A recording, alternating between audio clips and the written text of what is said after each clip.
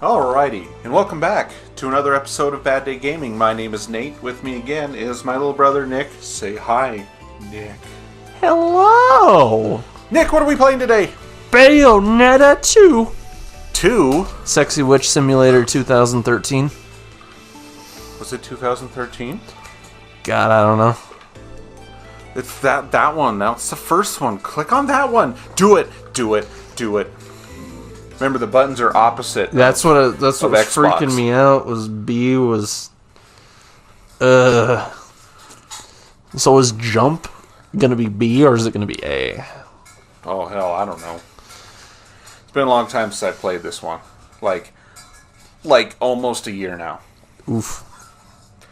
Last time I played this, it was because I was working in a second job that I did like nothing at. So I just kind of sat there playing my Switch the whole time. That is a crotch shot. That is. Those are nice mountains in the background. Yeah, something's going on there.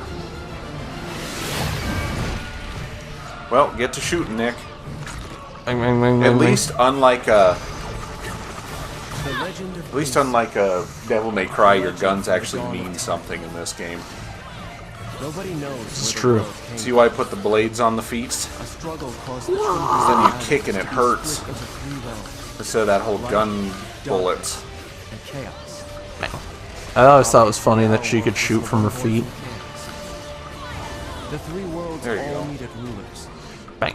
Most of all, ours. Oh, they must have hit you and ruined your bang. That ruled the Bang, bang, bang, bang, bang, bang, bang, bang. known as Ace. So we should have put the Peach or Daisy one on so we could do the Bowser Fist. Oh, that was crazy. Very cinematic opening. Is there an issue with that? No, like, that's what you want in games, to, like, catch someone from an opening. Oh, okay. Mech fight! Now it feels like the beginning of Final Fantasy CX. That's a good one. One where people don't actually need mechs, but start with mechs. And make it match our rules of the world. I always like the aesthetics in 6. And those visions. What are aesthetics? Is that like that rash I keep getting between my legs? No, that's called a rash. Oh. That doesn't sound like a fancy name at all. I couldn't think of one. Asdexorashitis is what's called now. Butt herpes. No, I don't think it just kind of gets really red. I don't really get bumpies, but you know, it could be the pre-settings for the And herpes. the left eye of darkness. I was around when herpes got invented. Yeah? I got the free trial, but it never went away. Oh. Free trial my ass. Well, to be fair, it was still free. True. By divine Can't beat free. power of the eyes of My- Aesir, humans Hey, it's gained my free will. dodge button. They could now choose. Hey, you can dodge. With control of the eyes of the world, Big demony man, let me hurt you. humans could choose. You gotta their own go for that leg right there. They awoke That's the to owie their spot. Now that's the owie spot. Man I don't actually know. I'm just kind of the most assuming feeble thing in and just going nature. along with it. But now, Why not? I mean, if I got hit in the leg, I'd fall down. So one of the things I love is that, you know, this was a game that was originally on the Wii U, but like the load times between, between load screens are actually like cut in half. I mean, I think only 3 people had the Wii U, in all honesty. Yeah, and you know, the other day, because I had always spent all this time just wondering, like, why Nintendo do this, or, you know, what a colossal pile. You know, after I played a buddy of mine who has one, I actually realized it is a good system. Just didn't have much for it, honestly. Smash Bros. Well, and that's like a lot of people didn't have faith in it. One of the first things that I always thought was, one, they shouldn't have put the Wii name on it. Oh yeah, no, people thought it was a... Like a Wii accessory. Yeah. Yeah, that's what I thought too. I know that like the first year the machine came out, like that holiday, it was like flying off the shelves. Then once the holiday ended, everybody was just loaded up with them. But I've considered going to like GameStop and buying a used one or something just to have it mess with it. But one of the things I was actually impressed with when I was watching a demo and then got a hold of it myself was it actually had an impressive light board for drawing.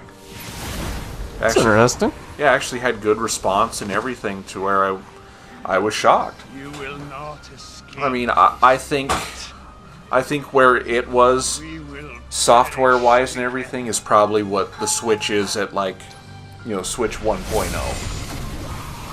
See that? So yeah, I'll still hand it to it. I think it was good. They just marketing was all wrong for it.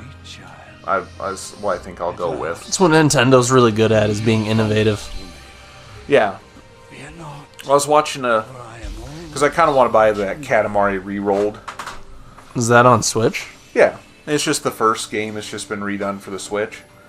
I love Katamari. Oh, I do too. But the creator of Katamari, when he made the game, really just... He did not like things of like motion control, stuff like that. He was very much against them. Alright, Chapter 2. Chapitre 2. Prologue. Prologue. Yeah. Prolong my suffering. Here we go! So, anyway, he said he believed all this stuff was a gimmick as well. And I sat there and went, I see where you're coming from with it and everything. He says that the being able to use motion and stuff in the game is a gimmick thing, but he says that just being able to move in life is something that's already enjoyable. So I need this to be able to... I need people to enjoy my game, not to enjoy being able to move. Yeah. So right when he said that, I said, I see where you're coming from, and I absolutely love Katamari. With its super unique soundtrack. Visuals. Yeah. Gameplay. I mean, being able to do what it did just kind of shocked me. Shocked me, you know, like 2 in the pink, 1 in the stink. It's the way you do it. Although I'm actually the more of the flip around. 1 in the P, 2 in the B. That's just classy. I don't know how else to put it, honestly. That's how I'd do it. Who's that guy? It's Enzo. Yeah? Yeah. I know I played the first one, but I barely remember a damn thing about it. I barely remember the first one, too, honestly. All I remember is when it came out and when I saw it was like Devil May Cry. I mean, now granted, I rented it first. I worked for a movie video game rental store at the time. But still, once I played it, it was like, it's no contest, I have to buy this. Well, yeah, it's made by the creator of the original Devil May Cry. Yeah. You know, he had no involvement in 2. They didn't even tell him they were making 2. Until really? 2 was coming out. Yeah, like... Is that why 2 sucks so much? Yep. Oh. And then when 2 sucks so much, the guy who made 2 was like, we need to make this better. We can't lose this franchise. And that's why 3 is amazing and arguably the best hack-and-slash game of all time. Did they ever confirm that whole theory that Virgil was actually the main character of 2, or...? No, there's no... It's a theory I totally believe, but... I just... No one ever said anything about it. Well, I love one of the I guess, rumors of it, of why people thought was through Beautiful Joe. When Dante, he starts the mission without wearing clothes, and he says in there, looks like my brother took my clothes. So everybody went, that's it, that proves that Devil May Cry 2 is Virgil. I'm like, that really doesn't prove anything. It just proves that number 2 was just poor writing and just badly done. You know, it's kind of sad because Shin Megami Tensei 2, or not 2, 3, sorry. 2 Dante is in it, and the writers for Shin Megami Tensei understood Dante's personality more than the guy making 2. Like, he opens up the apocalypse and he goes to Japan for the first time, and he's like, I thought there was supposed to be sushi here. He cracks a joke right away. In 2, he never cracks a joke until like the very end, and it's stupid. Yeah. Now, I can't say that the game is necessarily bad. The gameplay is good.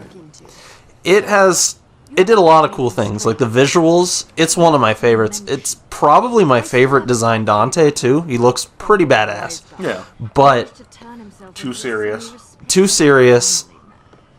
The dodge button was awesome. That was a great thing.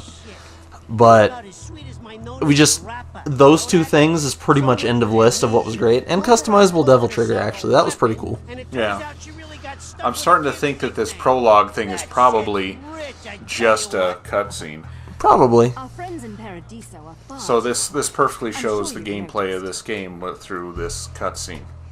God, she's hot. Bayonetta's pretty good looking. I did like Screw Attacks Dante versus Bayonetta.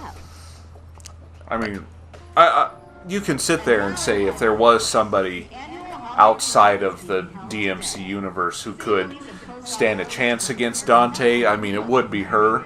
But I perfectly agree on why she couldn't win that fight. Dante has more durability, just straight up. Well, see, that's the thing I wonder a lot, because when you watch Bayonetta through these games and everything, it's like she almost has like that same everything. In this world, I know she's a witch, but the witches are like just like another version of demons in here. Oh yeah. We'll talk later. Did you know that fake language in this game that you hear, like the angels speaking, is an actual real language?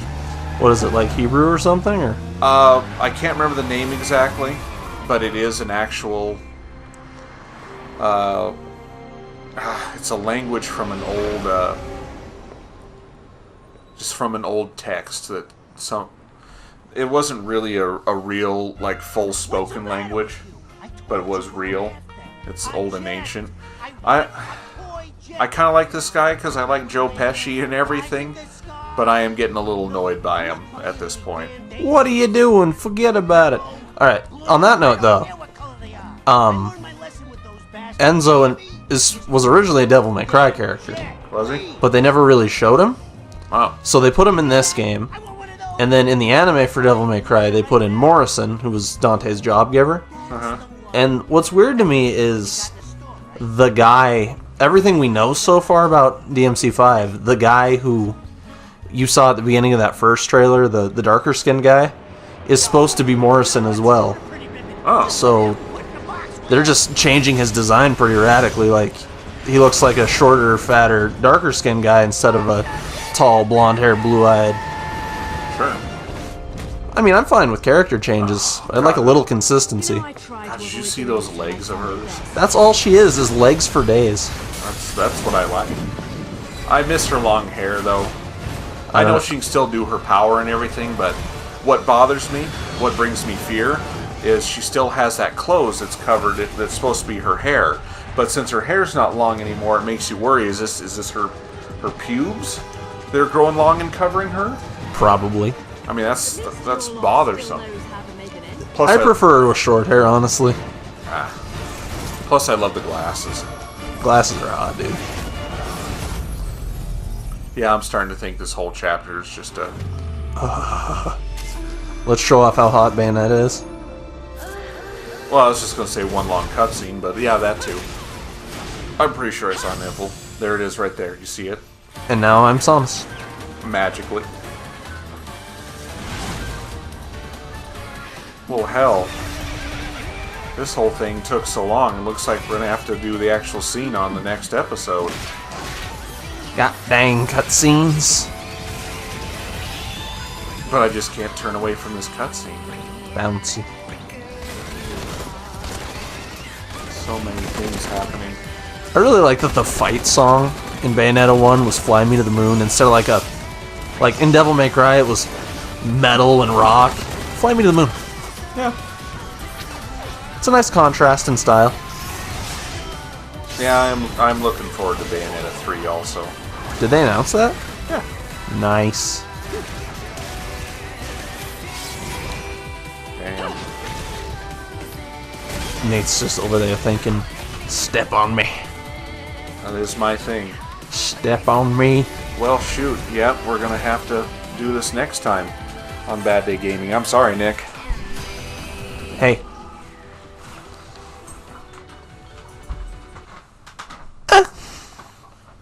Nick. I don't know. I don't know. Who are you?